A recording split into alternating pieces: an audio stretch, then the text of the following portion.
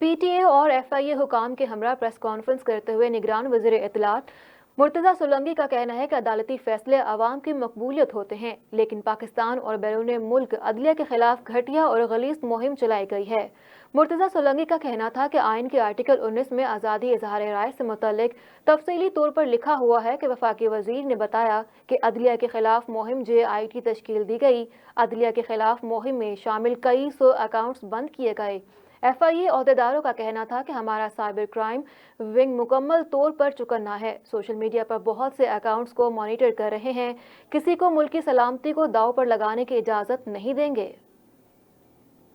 کہ 17 اگست 2023 سے جب سے کابینہ نے حلف اٹھایا ہے، اس کے نگران وزیر اطلاعات کی حیثیت سے شاید کوئی دن خالی نہیں ہے جس میں میں نے یہ بہت وضاحت کے ساتھ نہ کہا ہو کہ یہ ملک کیونکہ آئین کے تحت چلتا ہے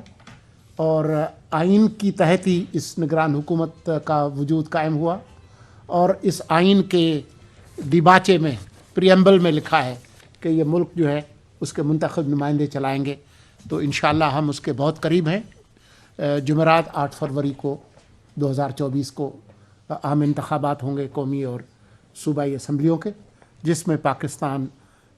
کے عوام اپنے جو نمائندے ہیں وہ منتخب کریں گے اور ایک نئی قانونی آئینی حکومت وجود میں آئے گی۔